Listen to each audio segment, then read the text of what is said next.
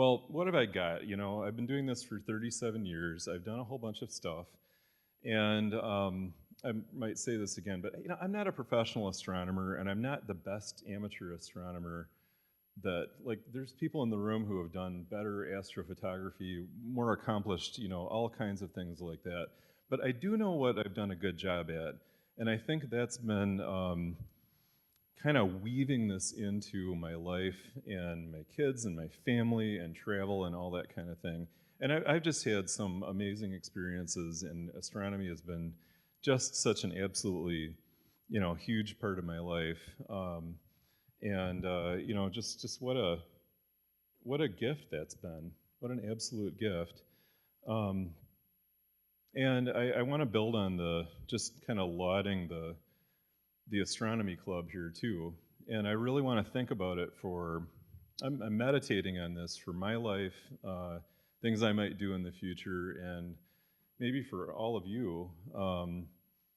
This is just a life-changing thing, the GRAAA, and maybe some of these small things that we do, like participating in an astronomy club or helping somebody on a public night, that might make a huge impact in somebody's life. Look at me, I'm 37 years later, I'm still doing astronomy. It's absolutely wonderful. I would just encourage you to, don't think small about any of this, because I love astronomy, and it's all because of you guys. It's all because of this. So that's just wonderful. So for tonight, all the photos in here except for one are photos I've taken. Okay, and I say that with utter humility because there's better astrophotographers in the room, but everything in here I've taken. I'll get a little bit more about my background and things. So yes, I'm a longtime astronomy club member. And I've moved to Minnesota, which, mixed feelings about, but it's been good. I'm currently a member of 2 astronomy clubs because I'm a member of the Minnesota Astronomical Society. And as Dave said in his introduction, I've got 3 kids. I've been married for a long time. I'm in real estate, so, day job and all that kind of thing. And I just kind of do astronomy as an amateur and have a lot of fun with it. So I was thinking of the things that I have something to say about, and I kind of divided this into 4 categories. So I've done a lot of visual observing over the years, and have a few thoughts on that. And I'm going to kind of package all this around how can you weave these things into your life when, as a great point in the beginning here, that we have so many cloudy days in Michigan. There's got to be more clear days and nights in Minnesota. I think there are. But here, what is it, 2/3? Does anybody know? Is it like 2/3?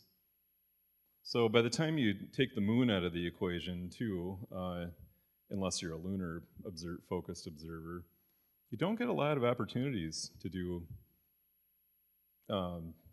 dark, clear astronomy, do we? Especially in West Michigan. So we have to take the opportunities we can get and make the most of them. And then, if you're like me, you've got a lot of other things going on, and how do we make the most of these things and weave that into our lives? And then I've done a lot of, and continue to do, the public nights and things like that, talking at schools, and just all of those kind of things. And I'm really, really passionate about the public outreach part of it. I think it's super important, and it's not a calling for everybody, but it's something that has brought me tremendous satisfaction, and it's been a fruit of this organization too, because I cut my teeth on the public nights. And then I've done a fair amount of astrophotography, and maybe I'll talk a little bit more about this, but to correct the record, I think I might have gotten a couple good photos out of the old bore, but I was never good at it. Most of the astrophotography I did was on a tripod and some simpler things because it was just so difficult in the old days. And by the old days, I mean like the 90s. So that's like the old days now, right? And then I have built telescopes. In fact, I built one just a few years ago in 2020, which I enjoy a lot, and I've got a few thoughts to say about all of that too. Just seeing if there's anything I forgot to say here. So, oh yeah, one other thing. So after we've gone through all this, and I promise I'll keep this under an hour, and I don't know if we want to do any Q&A or anything like that or not, but I'll keep this to an hour max, and if I'm getting close to that and I'm forgetting about the time, somebody throw a tomato at me. But getting through all of that, I've got a song for you guys that I'm going to play on the guitar that I wrote this week about astronomy, so I'm going to inflict that on you too. If you're nice to me. If you're nice to me. If you're not nice to me, I'm going to take my guitar and I'm going to go back to Minnesota. And there'll be no hard feelings. That's just what I'm going to do. I'm just going to pack it up and go home. So, yeah. So we'll see how it goes. Oh, yeah, so I've got two kind of main points about this talk. One I've already alluded to, but I think this is kind of the key thing for me is that with all the things I've done in life, astronomy has given me some of the absolute best experiences of my life. I mean, absolute pinnacles of my life. Some of the coolest things I've ever experienced, and it's allowed me to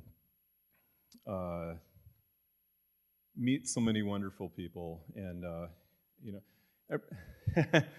know, a little thing about experiences. My kids were talking about how they had some friends at school one year. This was a few years ago. They're like, you know, my friends said that the parents said they're not going to do Christmas presents this year because we're going to have experiences instead, and how awful that would be. They're like, that's like the worst thing they could possibly think of. Like, no Christmas presents, but we're going to have experiences. Now, if anybody's done that, I'm not judging anyone. But anyway, so we joke about, so that's like a family joke, like, no, we're not going to do that. You know, we're just going to have experiences, you know. But honestly, astronomy has given me like the best, like I would trade Christmas morning for the things I've experienced in astronomy. It is so cool. And if any of you are new to this, or, you know, aren't sure, you know, what that means, there's just nothing like it. I know a lot of you in the room understand exactly what I'm talking about. But then, you know, it's, how do you, if you're not doing astronomy, like, if you don't have a ton of time, and so I've made some wonderful, wonderful friends in Minnesota too. And I have this friend named Suresh. And Suresh is like my best astronomy friend there. And I wish he was here right now. He's such an awesome guy. And Joe's heard me talk about him before too. But so Suresh has, I love this guy, he's like a brother to me. But he's not married, he doesn't have any kids, his house is paid off, and he owns 30 telescopes. And he does astronomy all the time. He's out every single clear night, and it's all he does and all he thinks about. And he never did astrophotography until just a few years ago. And he said, you know, I'm going to get into astrophotography, and I'm on a 5-year mission. And by gosh, the first astrophotos that he took were not very good. And then they got better and better, and this guy is he's phenomenal. He's absolutely on fire. But it's all he does, and he's on cloudy nights all the time, and he's always sending me stuff that I should buy. And he'll ping me. We've got this chat. We've got this, I don't know if you guys have a group chat or anything like that, but it'll be like, January, and it gets cold in Minnesota, right? So it'll be like 10 below, and he'll be like, Andy, let's. It's gonna be clear tonight. Let's go out to Cherry Grove, and conditions look great. All we got to do is shovel it out.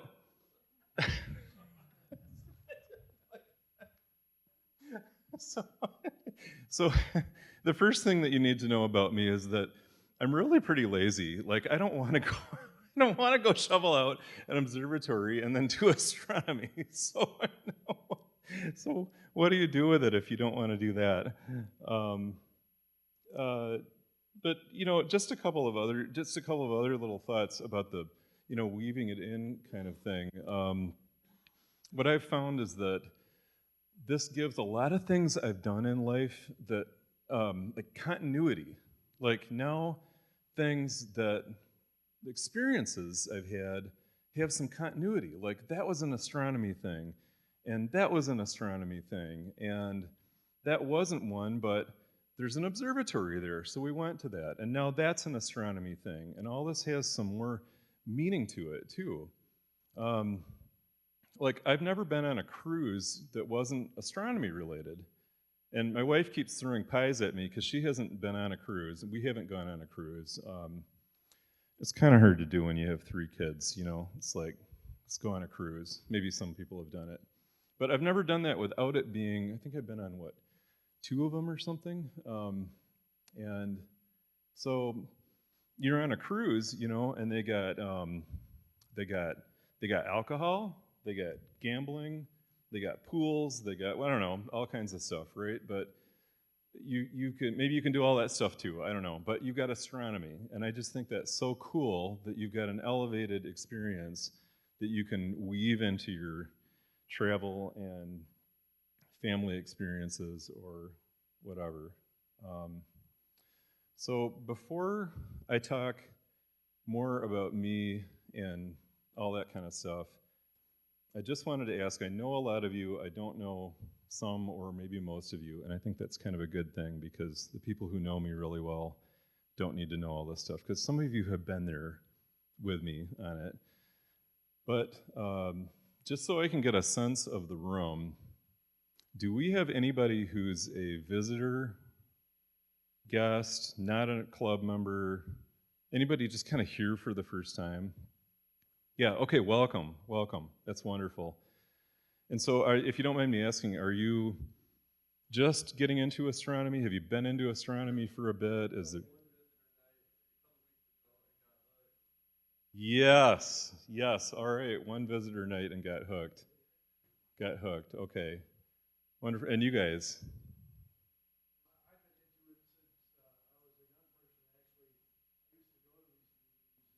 Yeah.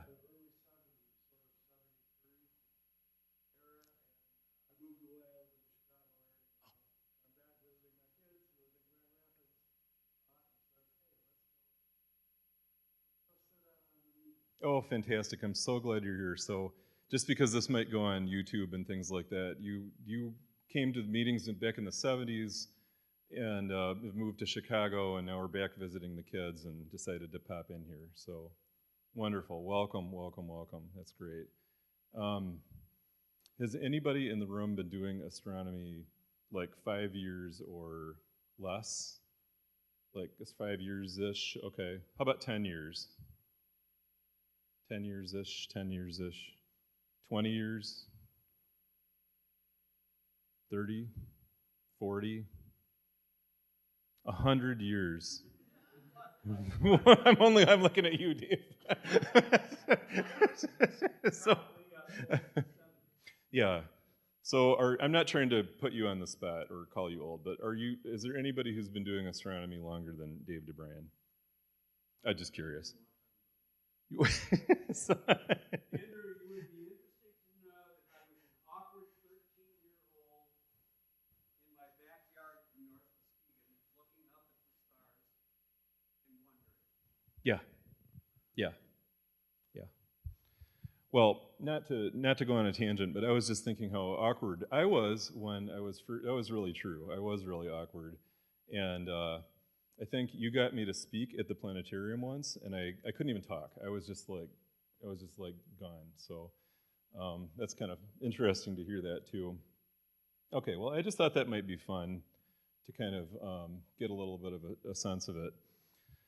So I absolutely love that you came out to a public night and got hooked, because that's exactly what happened to me. And I remember exactly when it was, and I remember exactly how it happened. It was a Mars opposition night, what they called a Mars night.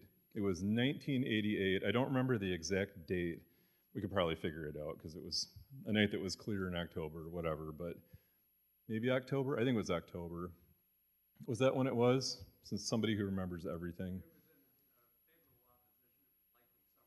Summer or fall, yeah. So it was a Mars night, 1988, and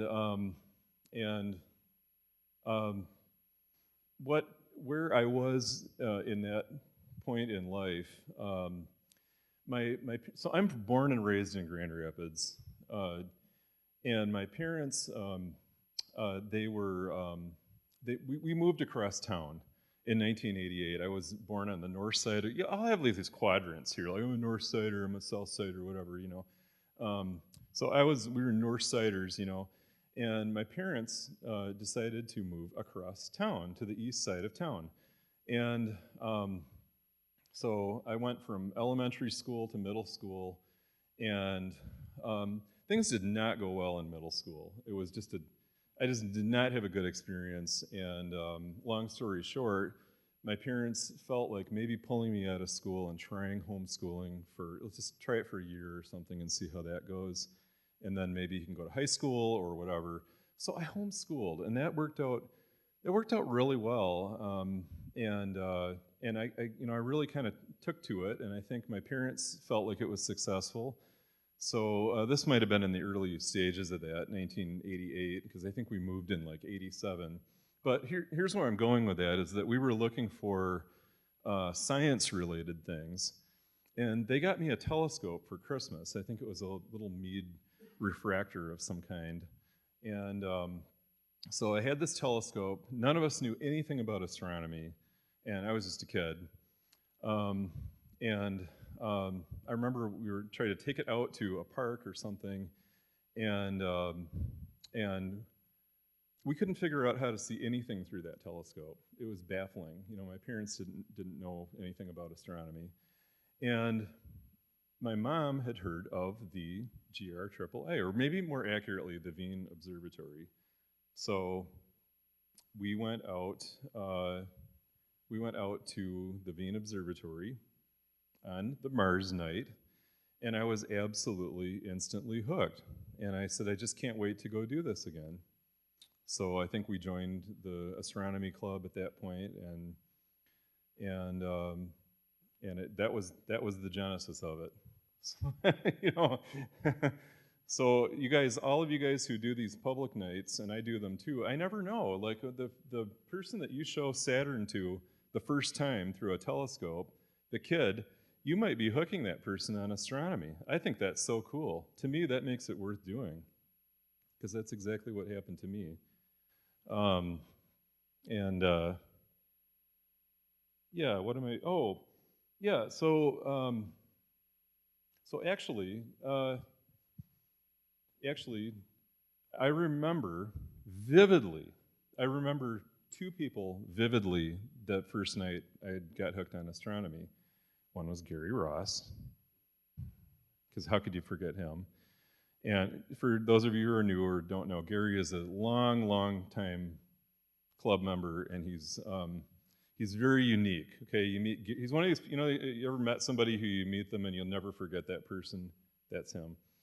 But I remember Jim Marron too. I remember Gary and I remember Jim, and so I just wanted to segue into. Thank you for letting me do this talk, because it's an honor to be here really in memory and in honor of Jim.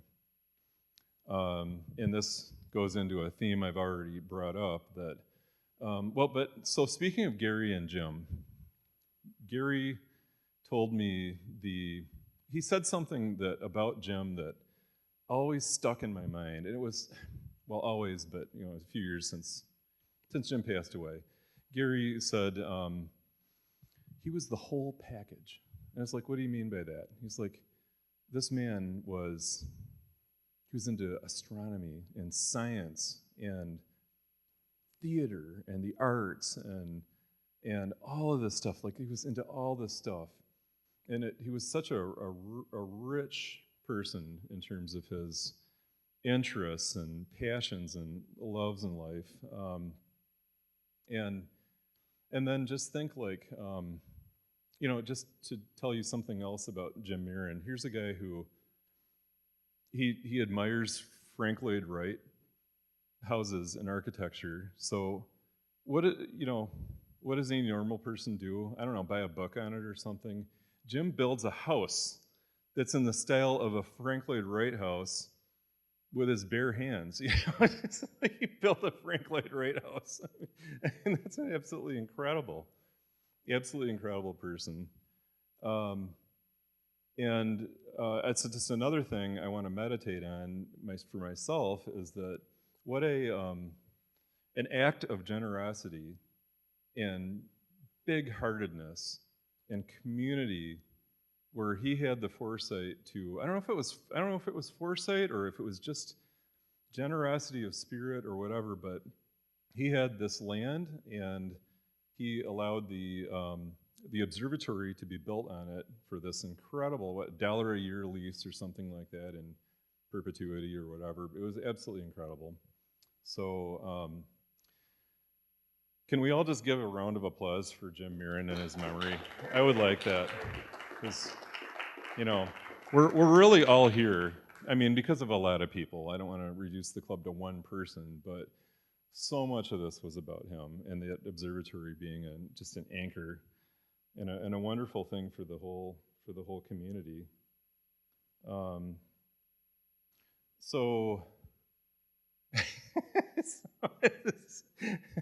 So remember I was saying at dinner that I might have a thought about Jerry Persha, who was mentioned before, who was a longtime club member who just passed away. So when I was just getting into astronomy and getting into, where do you start in astronomy, looking at things, the visual side of things, somebody said, and I think it was Jerry Persha who said this. I think that's where the eyeballing fuzzballs thing came from.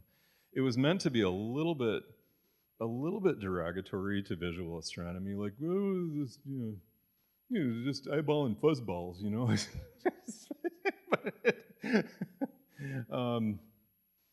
maybe meaning that wasn't as highfalutin as doing spectroscopy or something like that. But neither here nor there. I think it's a wonderful thing. I think eyeballing the fuzzballs is a really amazing thing, and I had some fantastic experiences doing that, and I continue to. I was trying to find a picture, not even of myself really. I didn't care about that so much, but I was trying to see if I had some decent pictures of, I don't know, me doing astronomy or just kind of what it was like in those days. And I might have a couple coming up here that are decent, but I really couldn't find much. I found a lot of pictures of like stuff that's really not important from the 80s and 90s. But so I think it's really nice that this picture was done, because at least I have something of me with my old telescope. And I asked my mom too. My mom doesn't have anything. She just had a few like blurry photos of things. She said, "Andy, I was all at night. When was I going to take pictures of you?" I was like, "Come on, Mom, you got absolutely nothing." So I think this might have been a Dave DeBrain connection too. That I got interviewed by they were looking for a kid or something for a news story, and I got my picture in the press, and so that might have taken off too. I think that might have gone to my head, and I was like, I think I should keep doing this, because I really loved it. But for anybody I wanted to explain this, because I know, you guys all can, like the pro astronomers here, you can tune out for a sec, because I just want to explain star hopping and kind of how this works to anybody who's new or newer, or maybe is just not all that acquainted with kind of low-tech telescope usage. And maybe I should actually take a step back for a sec too, just really quick, just for the benefit of people who may not know. So when I got interested in visual astronomy, for whatever reason, I really wanted to enjoy the experience of astronomy. And I saw kind of that there were two types of telescopes, broadly speaking. There were the kind that went like this, that were like on an equatorial mount, and then there were the kind that went up and down and right and left. And I said, I want that one, the simple one, because it's easy to kind of point and shoot, and there's nothing you have to mess with. And then I can just eyeball fuzzballs, because that's what I wanted to do. And so when you're using a low-tech telescope like that, which is, one word for those is a Dobsonian, there's some other designs, but if you hear that term, they're just like a reflecting telescope that's up and down and right and left. And the way you find things with those kind of telescopes is by something called star hopping, which is the easiest thing for you guys to do if you're newer or just want to get into visual astronomy. Now, I know we got all these high-tech telescopes now and see stars and all that kind of thing, and we can talk about that for a minute too. But if you want to star hop, let's say you want to find the Andromeda Galaxy, you need to find the Great Square of Pegasus, okay, and then you find this thing, and then you find these stars, and they point to the Andromeda Galaxy, and there you are. So once you know how to find something like that, you can kind of always find it. You're just kind of memorizing star patterns and where things are. Or you can look at a star chart and find things. And so I had this telescope, and I got really curious about like what you could see with it. That was kind of my obsession. It was eyeballing fuzzballs, because I didn't care that much about, yeah, it's fun to see detail in things, and like, oh my gosh, you can see the spiral arms of it. That's pretty cool. There's ones like this, where you could see the spiral arms. But what I found out from my star charts was that when you're looking at something like this, there's all of this stuff there too. These are all other objects. And so they're all other fuzzballs. And you might see a little detail in something like this because we have a photograph, but for visual astronomy purposes with a relatively small telescope, I mean even a relatively big telescope for astronomy, amateur astronomy purposes, you're just going to see a little blob. So I got really obsessed with, I wonder if I can see that. Like, will it be too faint? So could I find, I can look at the Pinwheel Galaxy, but then could I find this one, or would that be too faint for my telescope? So, so maybe it was kind of weird. I don't know. Maybe it was kind of a weird obsession, but that's what really kept me seriously hooked on visual astronomy. And that was kind of a kid, kind of a younger thing. Like, I'm not really as interested in that today, although I think now, like, the bar has gone up, because I'm not as interested in taking a telescope out in Minnesota and seeing if I can find something. But I'll tell you, I went out to Oklahoma a couple of times with the astronomy club there, and we were out in the middle of the panhandle of Oklahoma in one of the darkest high altitude places in the country, where there's no moisture in the air and it's super clear. And I was able to see things through the telescope, my telescope, that you could not see from here with, just visual astronomy. And I thought that was pretty cool. So that kind of taught me that I still had the bug. So if you're interested in doing visual astronomy, okay, this might be controversial. I got a couple things tonight that are potentially controversial. So I'm just going to tell you what I think about it, and you can make up your own mind or throw a tomato at me. But I kind of think you should go low tech. And I've got anecdotal evidence for this because I do a fair amount of the public nights at the Minnesota Astronomical Society, and we do them a little differently than you guys do, or maybe you do something similar now. I don't know, but we got some that are just like a star party, but then we got these ones that we call a BSIG, Beginner Special Interest Group, and the point of that is we specifically say we want you to bring your telescope out, the one you got for Christmas, the one you don't know how to use. Bring your telescope out and we'll help you with it. So we have fun, we set up our telescopes, we look at the planets, we look at the Hercules cluster, the Ring Nebula, whatever's out, and we do it kind of on a semi-moon night, so it's not using up a great astronomy night for people. But people come out all the time, and they've got these telescopes, and 9 times out of 10, they've got one of these techie things that they got for Christmas or decided to get or got sold on, and they spent a lot of money on it too. And they don't know how to use it, and it's hard to use. And I don't think, maybe they've got this stuff more perfected than they used to, but if you want to see things in the sky, I would encourage people to go low tech and keep it simple.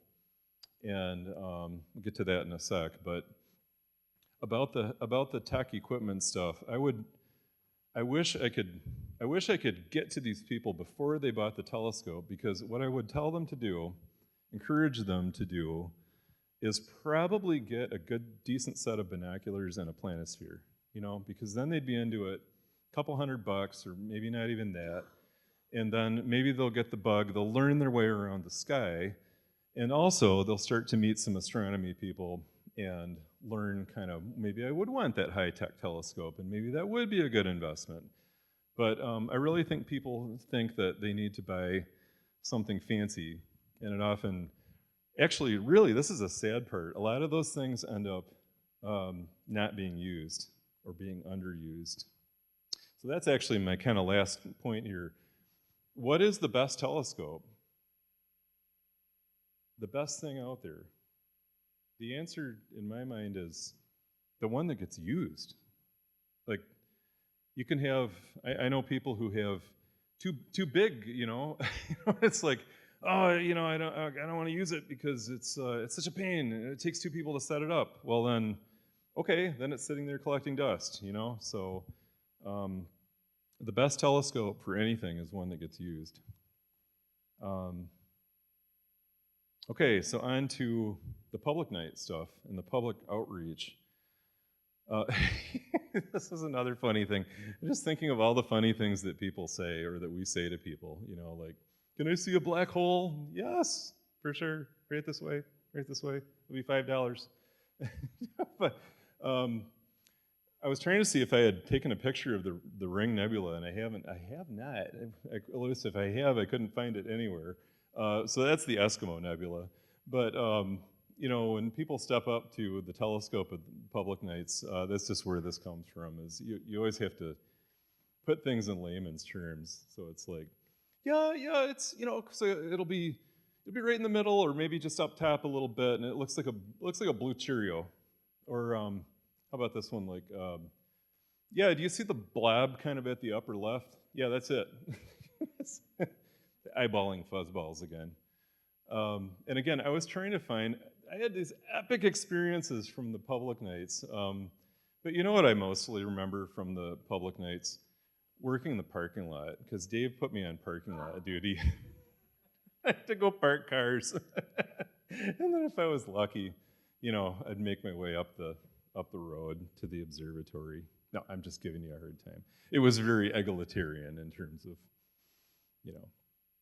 spacing out those duties. But somebody did have to run the parking lot, so those kind of things are important. But I really got the bug for public outreach back then. It was just so much fun, and I remember, I hope you guys still have the same kind of thing going on where there's lots of people. It certainly sounds like the club membership's good and people are interested in astronomy. I just remember these lines of people waiting to see the blue Cheerio. There's the blue Cheerios in that one. You got to see that. Hey, hey Brenda, there's got a blue Cheerio in that and a blob over there. And that one's a billion light years away, and it's just so much fun. Dealing with the public is really a fun thing because you get all kinds of interesting people, and like I said at the beginning, you never know which one of those kids saw Saturn or something for the first time, and maybe that was life-changing. So, one thing I was going to mention too that I didn't, kind of in more self-deprecation here, there have been professional astronomers come out of this club. Haven't there been some people who have actually gone into, like, I don't know, definitely working at NASA and Pasadena and all that kind of JPL and all that kind of, this is serious stuff, and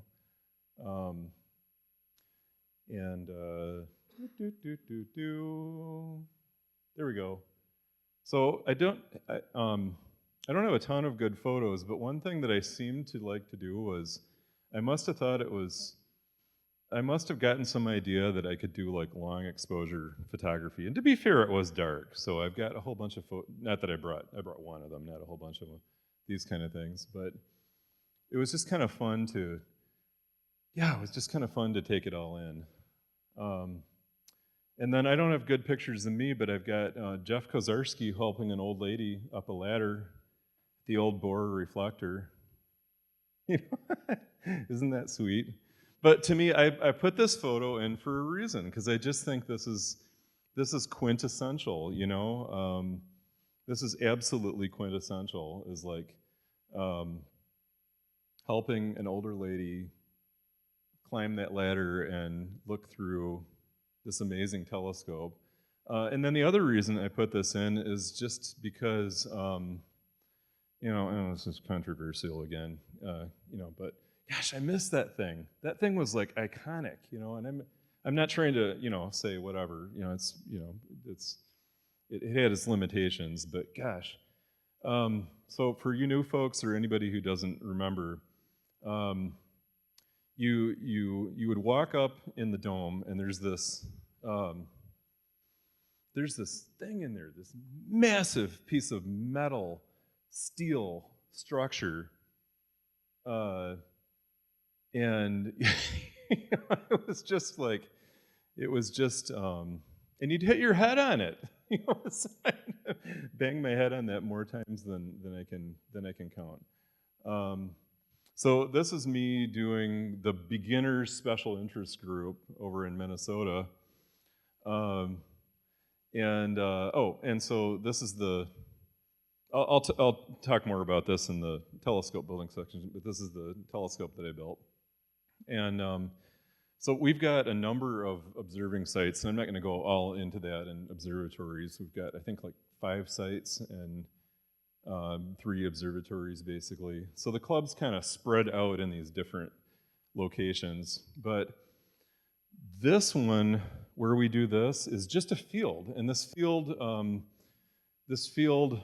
was started I think it was purchased by a priest back in the 70s. I think it was around 1970 or so. And people have been doing astronomy on that field ever since then. And now we show up there once a month and do our beginner special interest group. And there's no observatory there. It's just a field. And we publicize these events, but people have known about it for. That's my friend Suresh, by the way. I had to work in a picture since I told you about him, the guy with 30 telescopes. But people show up by the droves, and it's just so much fun. It's still so much fun, and I'm so glad that I got that bug when I did, because I'm still doing it, and helping kids get interested in astronomy. And so many people have never looked through a telescope before. We take this for granted, but there's tons of people who have never, they've never looked through a telescope, and they have very basic questions. So when you're doing these things, be really patient with people, and just have fun, like embrace that part of it, and you'll have it'll be life-changing for you. So kind of working that into your busy life, I've actually got a confession to make. I said that I use this a lot, but I was out at one of these the past, I think a couple weeks ago, and it was the first time I'd had it out all year. Okay, I'm just being honest. A couple of them were cloudy, a couple of them I was gone. It's the way the cookie crumbles, right? So do what you can. Do what you can. I would second the call to volunteer on those public nights because you will have such a great experience and they're going to need you for stuff. Running telescopes, working the parking lot. Get the kids involved too. Definitely. And then I've gotten a lot out of it just sharing my astronomy stuff on social media too. And this is one of the best opportunities to do that, is to share to the public nights and just kind of get the word out there about ways that people can get involved. I think we were talking at dinner too about how astronomy is not necessarily the most accessible thing. People like the idea of it, they're into space and things like that, but they don't necessarily know where to begin. And just like that first telescope that I got for Christmas, it's amazing to me how people come out to this thing with their telescopes and their kids, their little telescopes, or sometimes expensive telescopes, see my earlier point, and they just need help. And I think that's so fun to do that. Okay, so now we're going to talk about the dark side.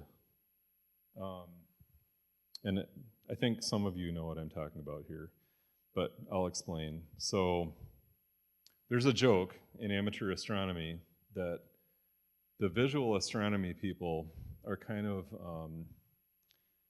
they're kind of pure, they're kind of, they're the people with the telescopes, they're the star hoppers, they're the, I saw a 12th magnitude galaxy the other night, or I saw that new supernova in NGC, whatever, kind of thing. But then there's always the possibility that you can get sucked over to the dark side, which is astrophotography. And I've seen it happen to people. And there's a guy named Don in the Minnesota Astronomical Society, who's a friend of mine too. And he was like, I will never do astrophotography. Well, he's now a way better astrophotographer than I am, and he's been doing it for like 2 years. And he got sucked over to the dark side. Because why would you want to do this when you could mess with this? I mean, you could have this, or you could have this. It's a no-brainer, right? So, you guys know what I'm talking about, you astrophotography dark side people. So, like I was saying about the borer, and I think you have and I appreciate it so much, like I'm super grateful for that, but you have a massively inflated idea of what I was able to accomplish back in 95 or something. I did get into astrophotography then. That is true. That is absolutely true. And I did a fair amount of it, and I had some success at it. But I wanted to share with you, and I can talk more about the reasons behind this, but this is the first astrophoto that I took. And I think I took it through the Bohr reflector, the blue one, the steel baby that was in the other photo. And that's the Orion Nebula. So thank you very much. I appreciate it. It's very nice. It's not even, thank you. No, you're too kind. You're way too kind. It's not even in focus. So, but then I had a little bit more success, so I think that was like, that's with the Bohr.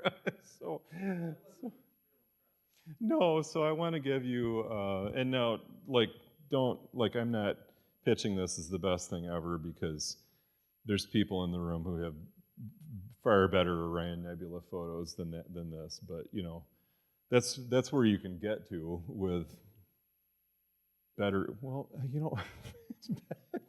better equipment and a little bit more money. But so back in the day, just to give everyone a little perspective who wasn't into astrophotography then or is newer, and maybe that's most of you actually, because I think the digital stuff, when did that all come in? Like maybe in the 2000s or something, or 2010s? Yeah, okay, the late 90s. But it was so hard to take astrophotos back then. This was a really hard thing. And you needed really good equipment, and that was good equipment out there, but I was also a kid, and I didn't really know what I was doing, and I didn't have any, money for, I don't know, ancillary gear that you would have needed to make this a little bit easier, like off-axis guiders or, whatever that stuff was. So you spend a whole evening doing astrophotography, and you aren't even sure if it's in focus, okay? And then you take your film to the film developing place, or you do it yourself. I used to do all that stuff too, film developing in my basement and printing and whatever. I think I might have printed this at home actually. But yeah, you're not even sure what you've got until the next day. And maybe the whole thing that you just did wasn't even in focus. So it was a lot of work, and it could be really demoralizing too. Like, I don't know how people did it. Like, how much punishment are you willing to take? But there were people from back in that era in the astronomy club here who were good at it and knew what they were doing, and they put in the effort, they put in the work, and they figured it out. But you can take some really good astrophotos, some solid astrophotos. Like I said, there's people who have much better Orion nebulas than this, and it's a work in progress, right? Because if I keep at this and keep learning what I'm doing and putting some more effort into it, I'm sure I can get there too. Because I've seen a lot of people who do astrophotography and where they start, like this was year 1, and then this was year 2, and this is year 5 or whatever, of the same object, and it can be absolutely incredible as you learn how to shoot better and process better and all of that kind of thing. But I've been able to get some cool stuff. Joe just sent me, Joe McBride over here just sent me a photo of one of his horse head images, and I was like, oh gosh, it's way better than the one I'm going to show it. But whatever. So, and then that's the Pleiades, which is a fun and bright object to shoot, and the Andromeda Galaxy, and the Leo, what do you call this thing? Leo triplet, M65, 66, and whatever that one is. And then, and so these I think I might have taken a couple of these out west in Oklahoma, but a bunch of these I've taken from, and I didn't want to show like tons of stuff, but I've done most of this from my driveway. So that's another thing I'm going to mention in a sec here. So there's, deep sky objects like galaxies and nebulae and things like that that are pretty cool to photograph. But what's really fun is when you have things like comets and aurorae and things like that. Now you've got things that are kind of thrown at you, like comets. You never really know, like what. You can't plan ahead that much. Like, is it going to pan out? Is it going to is it going to fizzle? Is it going to split apart and there won't be a comet anymore? So that's Comet Pons-Brooks from, what was it, last year or something? Last year or two. And I can never pronounce this. Somebody's got to do it for me. The big one, the one with the tail, Atlas. Tushinchan. Tushinchan. So this one, it's kind of hard to tell the scale of things, but like this comet was really bright and it was awesome, but it was, it was on the smaller side, not small, but a telescopic kind of thing. So I used kind of a wide field telescope. But this was from this thing had a huge tail, so it was a camera on a tripod, kind of a setup. And then you can see, if you look carefully, there's a little bit of star trailing, so then it's kind of like, well, how long can I go on the exposure without getting too much trailing where it's not a nice photo anymore? And then I got a couple of old ones from the past. This is Comet Hyakutake from way back in the 90s, if anyone remembers that one. And that was incredible because you needed the widest angle lens possible because that thing went like this across the sky. The tail was absolutely huge, like a 24 millimeter lens or something to capture it. And so, that was film back in the old days with a tripod, and that's easier than shooting through a telescope back then. You've got a simpler setup and whatever. And that's Hale Bopp. Remember Hale Bopp? Yeah, that was incredible. So it was a super bright comet, if anyone remembers, and some trailing too, because I took as long of a picture as I could with it.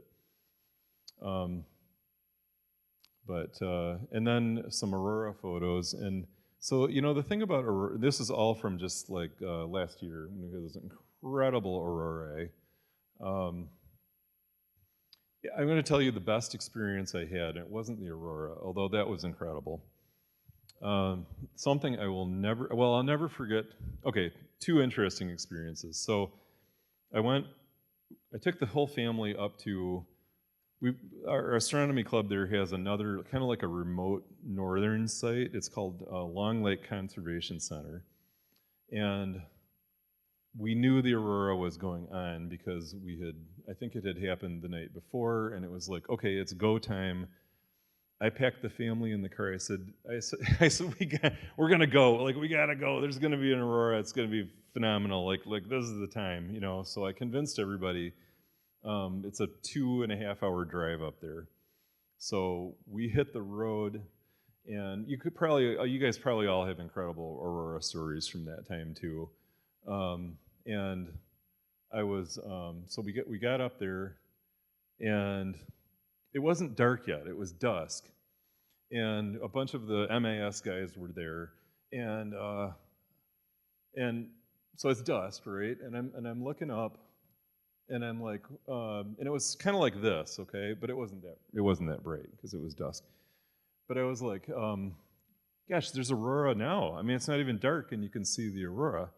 And everybody around me, and they're all more, as experienced or more experienced astronomers than me, were like, no, that's not aurora. That's just like some high clouds or something. I said, that's aurora. And yes, it was aurora. It absolutely was aurora.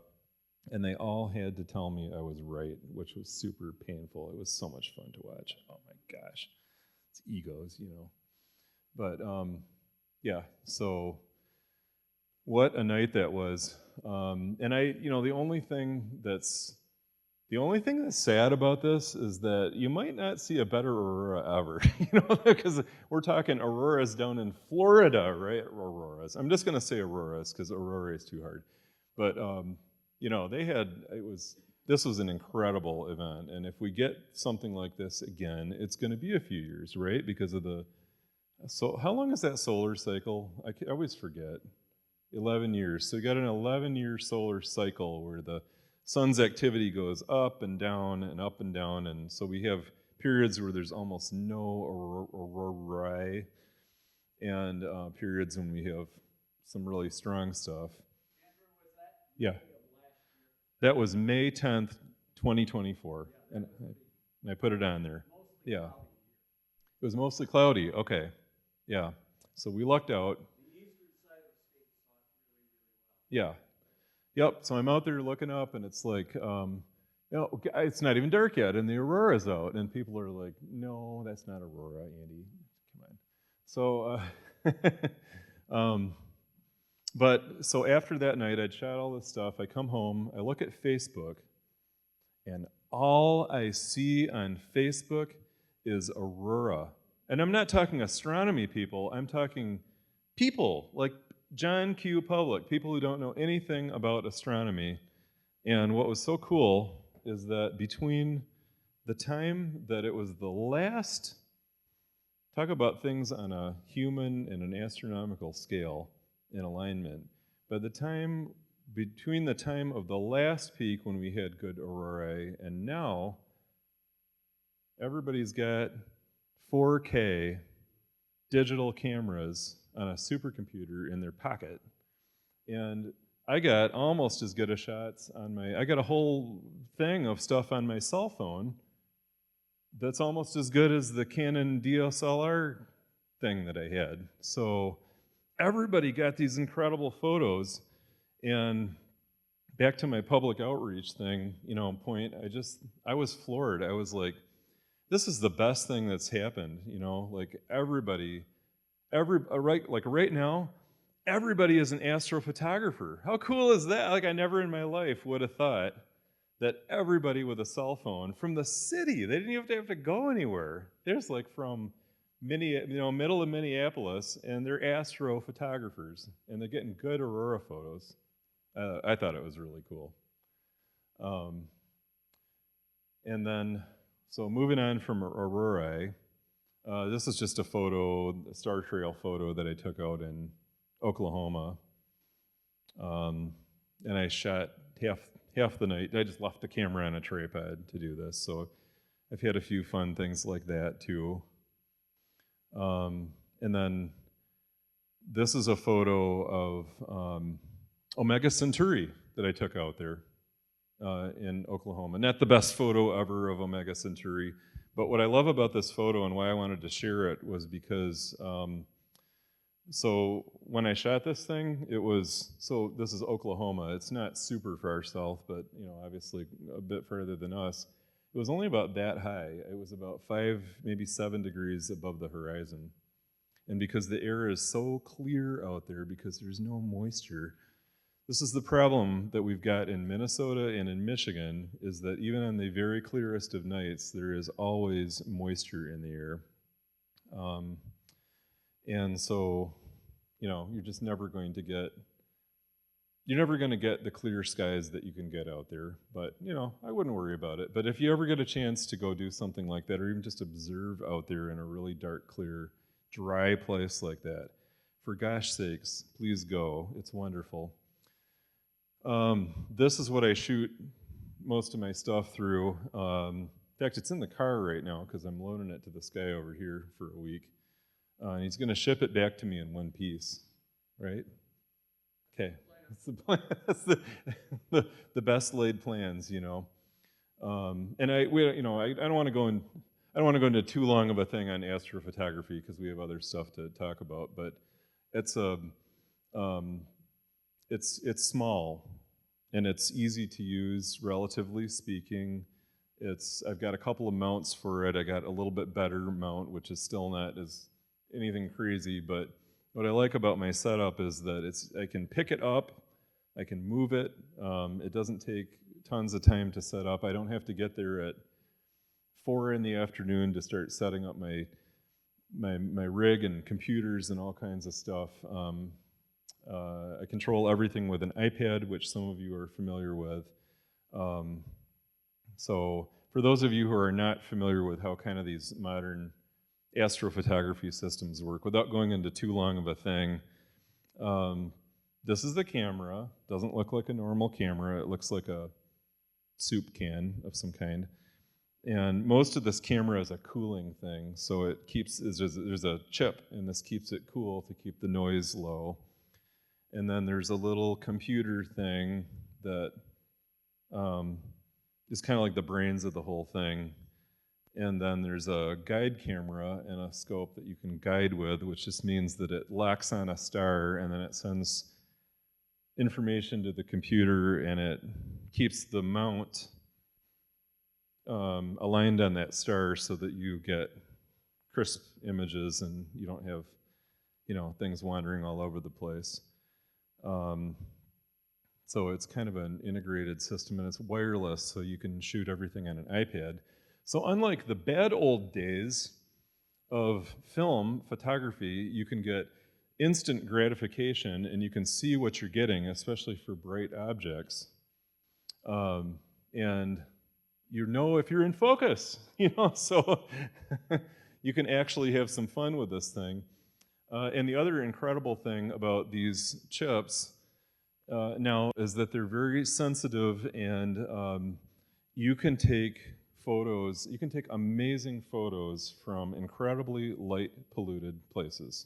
Like I'm in a first ring suburb of the Twin Cities, and I can get pretty good photos. And that actually might be what you want to do, is take pretty good photos. Because one thing about astrophotography that I've thought about a lot is why are you doing it? Because there's always somebody who's going to get better photos than you. There's somebody who's got a bigger, better setup or access to a semi or professional observatory. There's always somebody who can do it better. So why would you do it? And really, if you wanted to get the best photos you could, and I know people who do this, they rent time on these remote telescopes down in Mexico or Texas or whatever. Okay, they've got these fully automated observatory things, and you can buy time on the telescope, and you can sit at your computer, and you can pull up a browser, and you can log in and start an imaging session and capture your data and process it and all that kind of thing. And that's great. Maybe some people really enjoy doing that, and that's exactly what they should do. But I wouldn't enjoy it for a second. So I bring out my little telescope, and the Sureshes of the world will go out to 2 hours drive. Now I'll do that for an aurora. I'll go out 2 hours in the country somewhere for a special event. But gosh, I don't have time to drive out to a dark site and set up that stuff and spend all night and come home at I don't know, 3 or 4, or just stay overnight. Some people really enjoy doing that, but I don't, and I can't, because I've got to get up at 6 something in the morning and get the kids to school and whatever. So I just can't do it. So I shoot a lot of stuff just from my driveway, and it's good enough. It makes me happy. There will always be somebody who will get a better photo than me, guaranteed. But it won't be my photo, so at least I can take pride in what I'm able to do. But if you have a busy life like me, and your name's not Suresh or some other illustrious people in this room, then what I would recommend that you do, or if you've been into astronomy for a long time but never gotten into photography and want to do it, definitely go small, not big.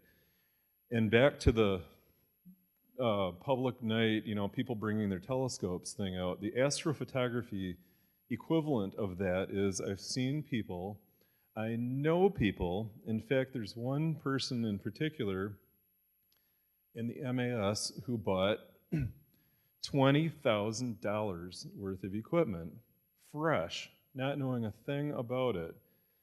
The guy got a Paramount. I don't know if anybody knows what a Paramount is. It's a $10,000 mount, okay? And then decided he was done with it a couple of years ago because it was so frustrating, and then had to sell everything for, it's like, oh gosh. So I'm not saying you would go that far, but when you start looking at this stuff and you want to get into it, start small, start humble for a bunch of reasons. It's not just about the money, but because the bigger the telescope and the more magnification and the more zoomed in you are, the less tolerant it is of guiding errors and all that kind of thing too. So it gets harder. And you need to know what you're doing with the small stuff first. Or maybe you never really do go bigger. Like I might go a little bit bigger with another telescope, but for astrophotography. But so just like today, Joe was saying, hey, do you want to borrow my RAAA 11? That's a pretty big, that's a 45-pound telescope. And I said, I don't have a mount to put it on. And I'm not going to get one because I don't want to, I won't, so the best telescope is the one that gets used. The best astrophotography stuff is the one that gets used too. And you can shoot from your driveway, you know, and you can be happy with what you're able to do. And these ASI products, this might be controversial too, if there's any hardcore imagers in here, because I know people who don't like this ecosystem of things, these red ones, you know. But there's a company called ZWO and ASI cameras, and they make the controller and they make the guide scopes, and you can't see it on here, but there's an autofocuser, and now they've even got this incredible mount that doesn't have counterweights, and it's really cool. So maybe I talked down the high-tech stuff, but it's kind of like getting I don't know, maybe it's kind of like getting an Apple or something like that. You know, it's like there's an ecosystem to it, and maybe it doesn't play nice with all the other options and stuff out there, but it makes it really fairly easy to get into it, you know, if you want to. They've got it down to kind of a science where you don't have to do a lot of wrestling with this stuff like you used to. So moving on to things like seeing eclipses and that kind of thing. How am I doing on time, by the way? 8:28. When did we start? About 7:10? Okay. Then I'm going to plow through this. So, eclipses.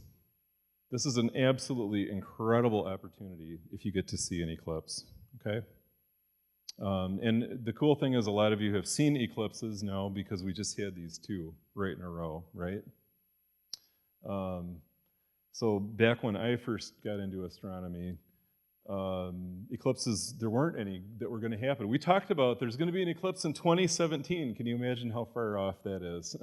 You know, incredible. So I don't have a ton of photos here, but I just wanted to show you, like, I don't want to show a whole bunch of pictures of eclipses and stuff and whatever, but there's Joe McBride on I can't remember which one it was. I think that might have been, okay. So if you ever get a chance to do an eclipse on a cruise ship, it's pretty cool, and the whole deck is going to be full of astronomy people, because astronomers book these things. So it's quite an experience. It's pretty cool. And then this was the worst. I've seen 5 eclipses, total eclipses, but this was the coolest, but the worst one I've seen, because it was in Reims, France, and it was cloudy, but we saw a little bit of it. But it was still incredible. So if you get a chance to do some traveling and see these things from an exotic place, it can be super, super cool. I'm going to skip these videos because there isn't audio, and it's not fun without the audio. But what's happening right now, if you could hear it, is people are going, "Oh my gosh, the eclipse is happening, that's so incredible." So maybe you all have experienced that now, because we just had the 2 North American ones. But if you have not, or you want to see more of them, keep going to them, because they are so ridiculously cool and so life-changing. And my kids are big now, and they just remember this stuff now too. So I didn't think about audio, but my daughter is 15 now, and and this one she's like, "I can see it, it's so amazing." So, having your kids grow up with astronomy is so much fun and so rewarding. This was from the April 8 one from 2024. And this is a panoramic shot. So when there's an eclipse, you get a 360-degree sunset, which is just so totally amazing. And then I made a couple of montages of these two that I put together. So multiple diamond rings and stuff like that. And again, like the camera stuff has gotten so much better that I never could have gotten all this outer corona and all that kind of stuff. It's just amazing to me. So really fun to plan a family trip around. And then the other just thing I have advice for is keep like a camera and photo, or even if just a tripod and a camera ready, or maybe your cell phone. Maybe learn how to shoot things on a cell phone a little bit, and maybe have some go-to spots for auroras and comets and things like that where there'll be a clear horizon. So, yeah. And then if you miss it, don't beat yourself up about it, because like you were saying, it was cloudy here. Well, sometimes that happens. So I built a few telescopes, and I'm going to go through this a little bit quickly too, because I could spend a long time talking about telescope building. But I built this binocular telescope, which we were talking about earlier, back in the 90s. And so my, it's all there, but it's in pieces in my garage, because this is a horrendously impractical thing to use and set up. So a fun thing, a really cool idea, and I had great experiences doing it. But I had always wanted to build a bigger Dobsonian telescope, a truss tube one that I could transport. So in 2020, when the pandemic happened, I said, this is my chance. Maybe I should, well, other people are learning how to bake sourdough, maybe I should do this. And so I started working on this and involved the kids, and just my thoughts on building telescopes. This is really quick and simple, actually, because we could do a whole thing on this. But if you're going to build a telescope, I would highly recommend, unless you've got a lot of time to kill and want to redo things, I'd recommend that you get a good book on it and follow somebody else's plan. Otherwise, it's going to be incredibly frustrating and time-consuming. But I made the mirror cell. I learned how to weld, which was kind of cool. And then this is my wife looking through it. This is me taking a picture, of the secondary mirror. And this was just trying to figure out where the focus was, so I could figure out what length to cut the tubes to. So I finished this upper optical tube piece, and then we had to set it up and look at like some trees as far away as possible to see where it would focus. So fun stuff. And there again is my friend Suresh. It's out at a public night, getting used for people smearing their eyeballs on the eyepieces and eyeballing fuzzballs, and kids looking up at and helping old ladies on ladders and all that kind of stuff. And Dave DeBran went out of the room at the wrong time. This is Mark Boyd, back from who was in my garage in Minnesota. I got to show him this later, but I only put this in for him, and he's gone. He's so squirrely. Where did he go? So, if you're going to build a telescope, follow a plan, take your time, because this took me almost a year to build, and ask your spouse, okay? Because if you spend the family vacation money building a Dobsonian, it's not my fault, okay? You didn't get it from Andy Harwood. So,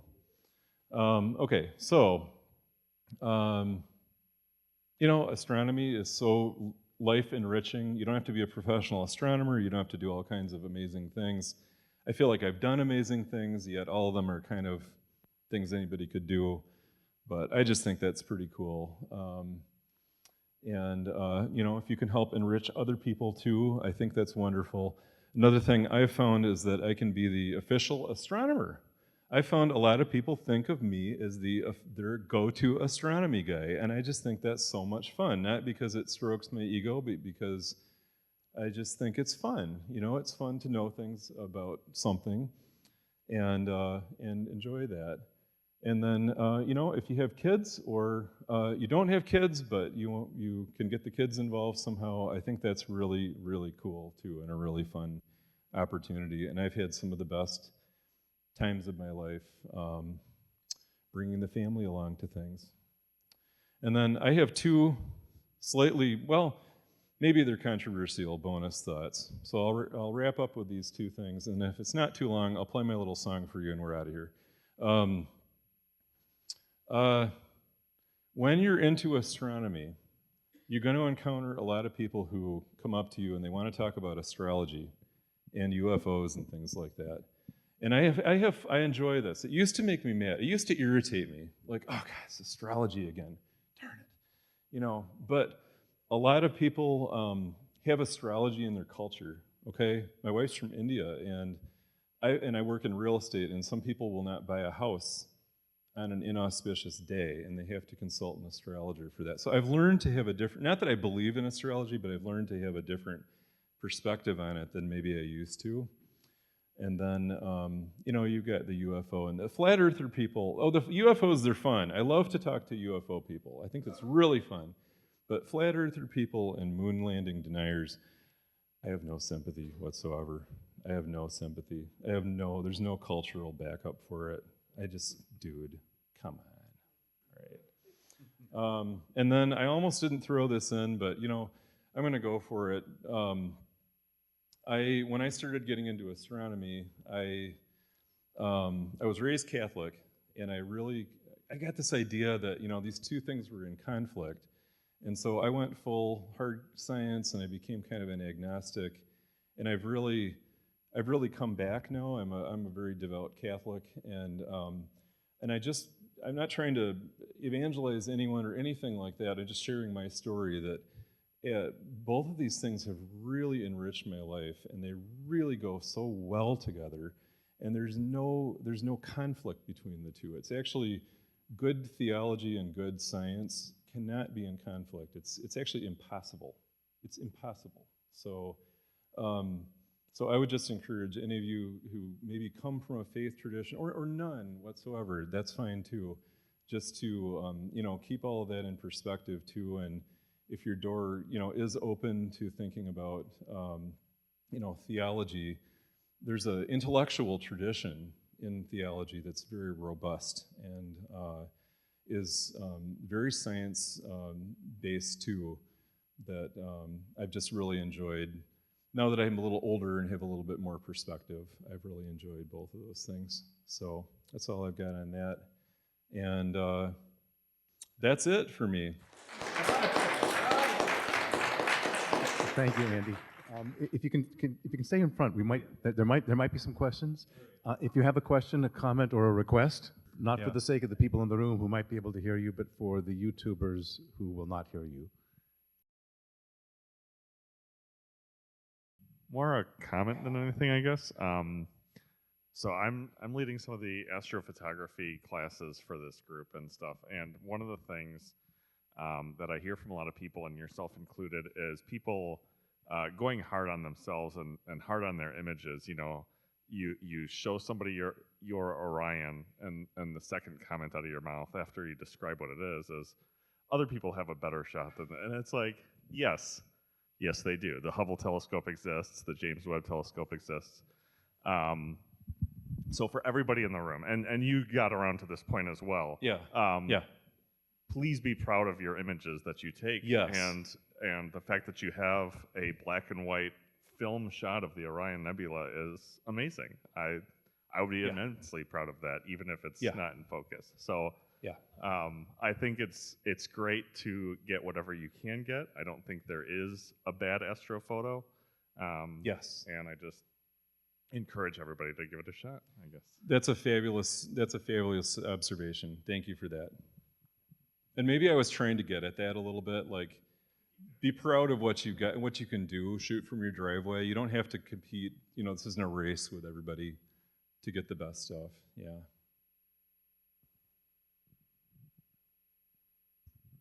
So obviously, talking busy lives. Yeah. Like how much time would you set aside? Would it be just when you had extra time, or is it a certain frequency, like every month, or events, or how do you find that to be? I try to make it out to those monthly. We do them once a month. Those public nights, if I can. But then it's more just when I'm motivated. Like I said, sometimes the spirit is willing, but the flesh is weak too. And that's why I kept making the point that, if you get stuff that's big, heavy, and expensive, you might not use it. You might not use it as much as you think you will. And then you don't do anything with it. So you can always ease into that. If you're using the other stuff, you can always ease into more things. So, but it's whenever I feel like it. Yeah. Andy, I have 3 kids, and I would say that their interest in my hobby is polite. Yeah, I got that too a Yeah, little bit. okay, yeah. But Okay. my grandkids, Yeah. big interest, big energy now, starting to happen. So maybe it skips a generation sometimes. Yeah, maybe it skipped a generation. That's awesome. That's awesome. Yeah, I've got 1 that it's polite and 2 that are mildly interested. Yeah. Yeah. Anything else? Let's thank Andy. Thank you. Came a long way to share this evening with us. Oh, Your thank you, insights, thank wonderful. you for all coming out to hear me on a Thursday night. So that's awesome.